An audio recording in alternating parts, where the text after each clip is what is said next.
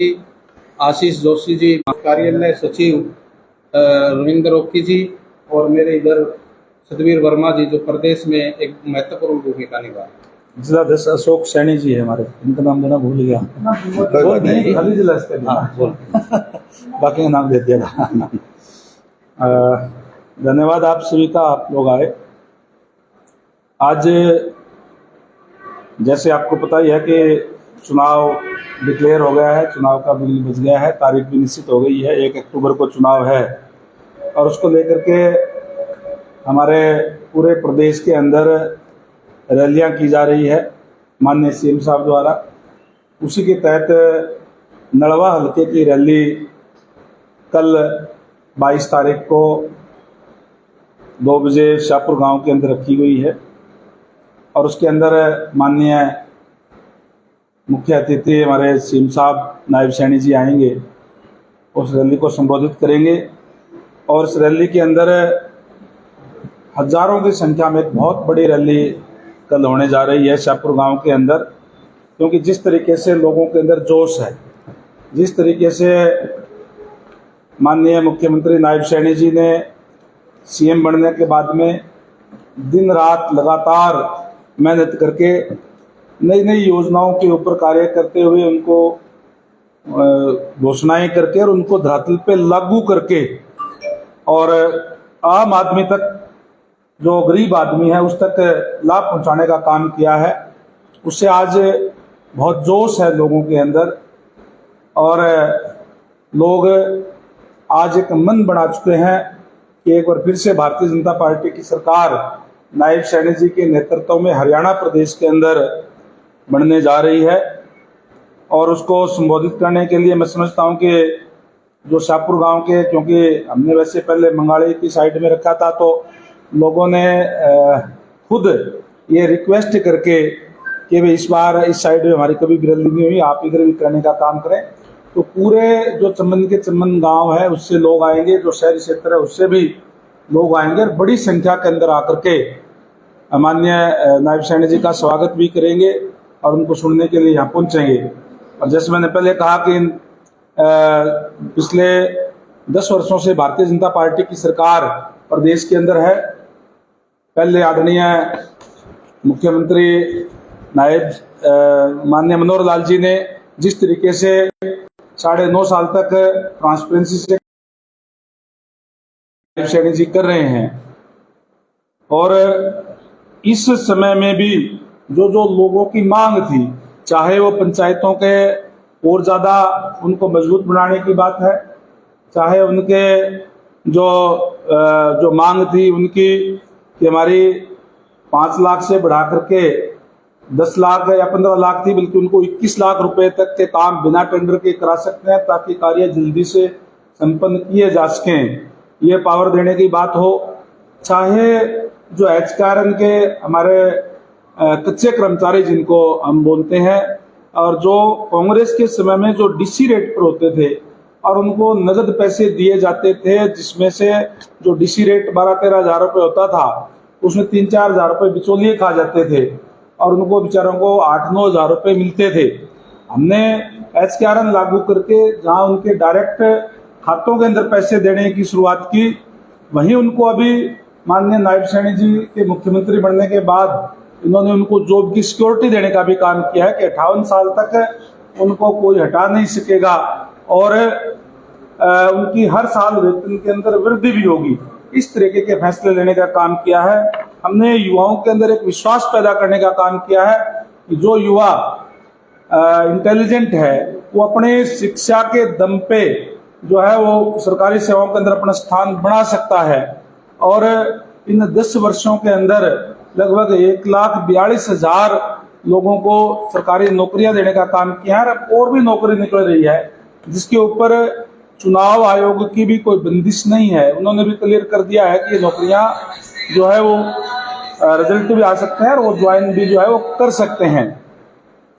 और जहां कांग्रेस के समय में नौकरियों बिकती थी एक तरीके से, चाहे वो पॉलिटिकल सिफारिश से मिलती थी, और खासकर जो गरीब लोग हैं, जो वंचित वर्ग के लोग हैं, चाहे एससी के हैं चाहे बीसी के हैं, उनको तो उनके साथ तो और ज्यादा अन्याय इसलिए होता था क्योंकि उनके पास ना तो पैसा होता था देने के लिए, ना पॉलिटिकल सिफारिश होती थी, इसलिए उनका बैकलॉग छोड़ दिया जाता था।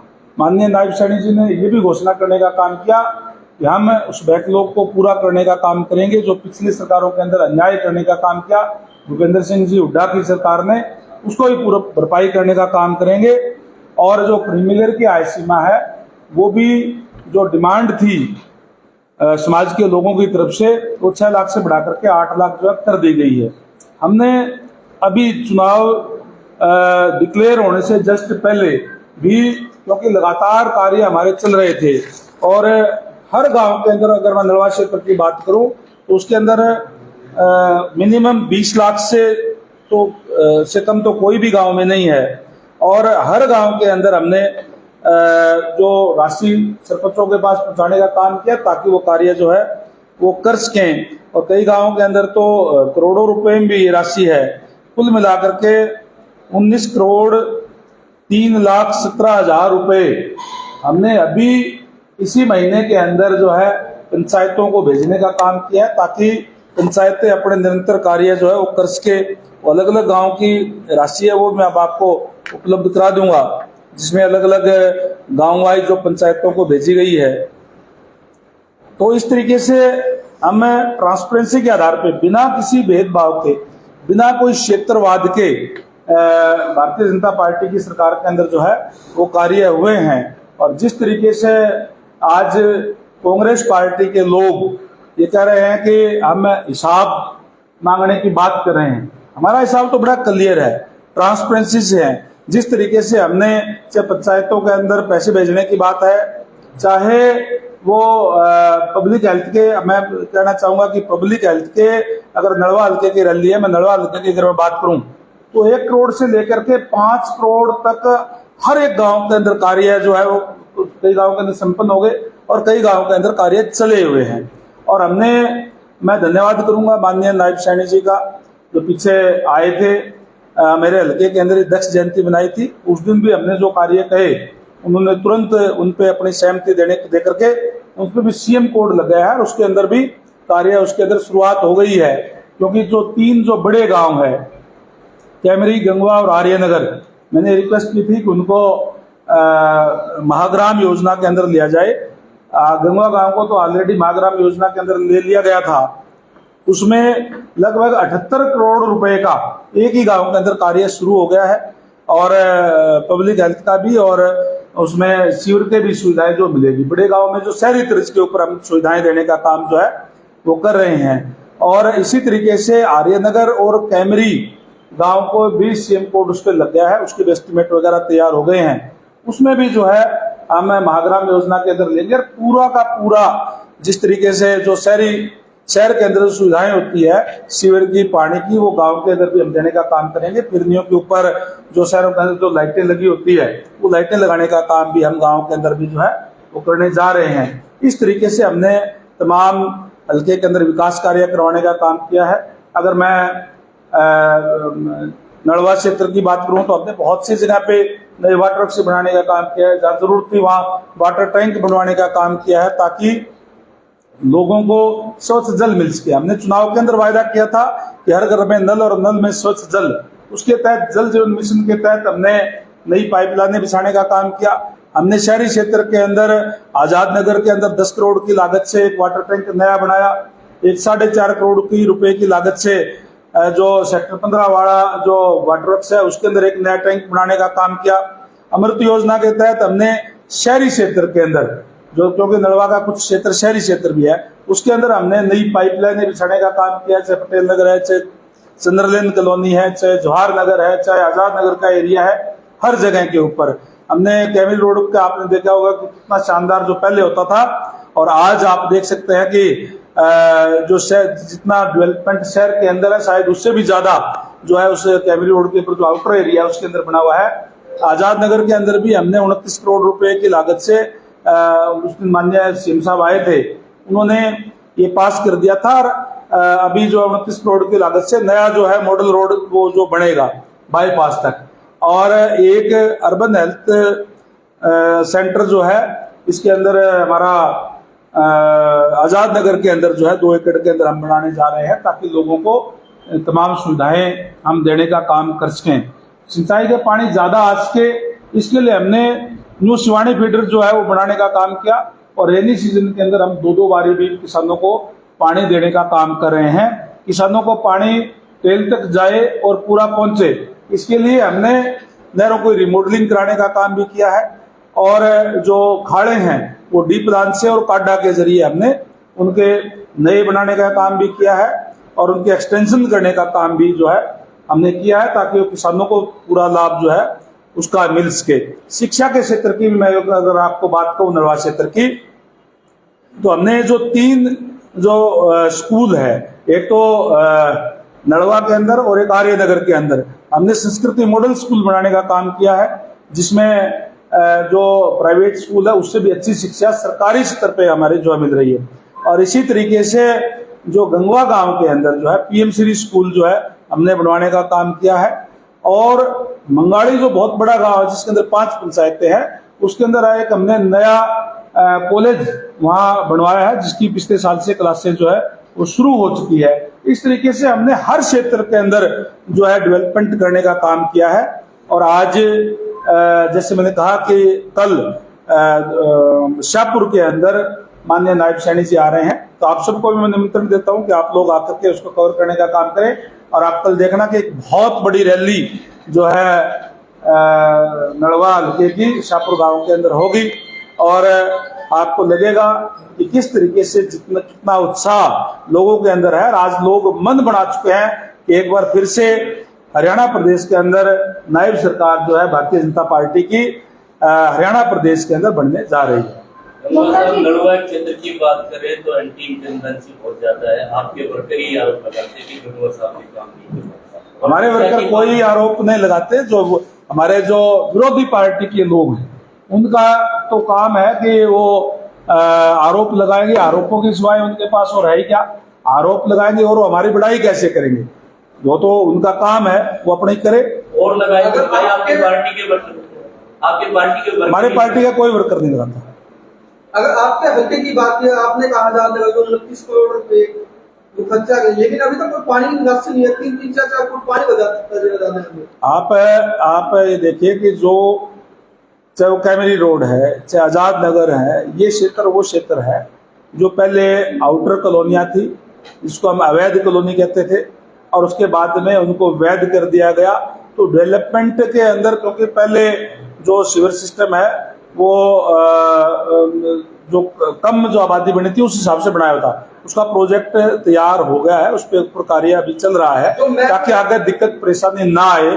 हमने नया एसटीपी कैमरी रोड के ऊपर बनाने का काम किया है, और कैमरी रोड के ऊपर भी आप देखिए आज कोई भी पानी की, ना तो पीने के पानी की दिक्कत है और ना ही पानी की निकासी की दिक्कत है, क्योंकि हमने नया एसटीपी बन गया है। यहाँ भी एसटीपी एक हमारा बन गया है, और जरूरत है उसके ऊपर भी हमारा कार्य कर रहे हैं। अभी नलवा हल्के की बात की जाए, कोई रोड अभी तक टूटा हुआ है, लेकिन आपने कहा काम चल रहा है, लेकिन ऐसा कुछ नहीं था। आप अपना कैमरा लेकर के जाके देख के आइए, आप कैमरा लेकर के जाकर के देख के आइए, आपको लगेगा कि हाँ काम हुए हैं। मैं 15 अगस्त को वहीं पर गया था, लेकिन नलवा गांव के अंदर कुछ नहीं था।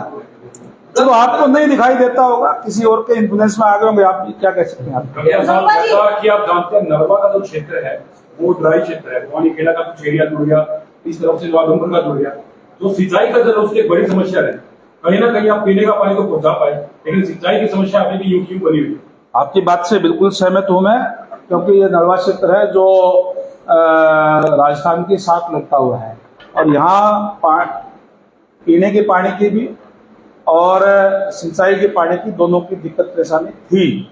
जहां तक पीने के पानी की बात कही, मैंने जो आपको बताया है, हमने नए वाटर वर्क्स भी बनाए हैं, चाहे वो हरिकोट की बात करें, हमने नया वाटर वर्क्स बनाया, हमने निजार के अंदर नया जो है वो बूस्टिंग स्टेशन बनाने का काम किया, पातन के अंदर बूस्टिंग स्टेशन से काम जो है वो चल रहा है। हमने 25 करोड़ रुपए की लागत से सीसवाड़ा गांव के अंदर एक रॉ वाटर के लिए जो है बड़ा टैंक बना करके कई गांवों के अंदर उससे जो ताकि सप्लाई जा सके, जहां पानी की दिक्कत थी, गोरची वगैरह कृतान गांव है, इसके अंदर जो है वहां से पानी हमने भिजवाने का काम किया, ताकि कोई पीने के पानी की दिक्कत परेशानी ना हो।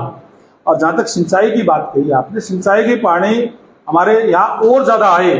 इसके लिए जैसे मैंने बताया कि हमने न्यू शिवानी फीडर का निर्माण करने का काम किया है, ताकि रेनी सीजन के अंदर, क्योंकि यहाँ तो हमेशा ही पानी का टोटा रहता है, रेनी सीजन के अंदर जो किसानों की डिमांड है, जो भाई हमें 2-2 बारी पानी जो महीने में मिलना चाहिए, हमें 3-4 महीने तक हम 2-2 बारी पानी जो है वो दे पा रहे हैं, और हमने वो देने का काम किया है। और जब तक कोई भी किसी भी तरीके की कोई से व्यवस्था ना हो जाए, तब तक जितना पानी हमारे पास है उसको हम पूरा पहुंचाने का प्रयास जो हमारी तरफ से है, ताकि तेल तक वो पानी जाए और पानी सबको मिले। सर, लोकसभा चुनाव के अंदर आपके खिलाफ काफी गाँव में नारे लगाएंगे विरोध, क्या वो विरोध अभी भी जारी रहेगा या उसका बदलाव होगा? उस बात की बात आप विपक्षी पार्टियों से जाकर के पूछ सकते हैं। विपक्षी जो लोग होते हैं, मैं अगर आपको कहूं, आपने कोई जो इशारा किया वो किसानों को क्या होगा, किसान अब हमारे साथ है और किसानों के लिए, वैसे तो भारतीय जनता पार्टी ने हर किसी के लिए कार्य किए हैं, लेकिन अगर एक वर्ग की मैं बात करूं कि सबसे ज्यादा किसके लिए किया, तो सबसे ज्यादा किसान, क्योंकि हमारी रीढ़ की हड्डी है, और हमने सबसे ज्यादा किसानों के लिए कार्य करने का काम किया है। चाहे उनको मुआवजा देने की बात हो, मैं आज आपके माध्यम से चैलेंज करता हूं भूपेंद्र सिंह हुड्डा जी को कि उन्होंने अपने कार्यकाल के अंदर, जो उनका 10 साल का कार्यकाल रहा, 1058 करोड़ रुपए उन्होंने मुआवजा देने का काम किया।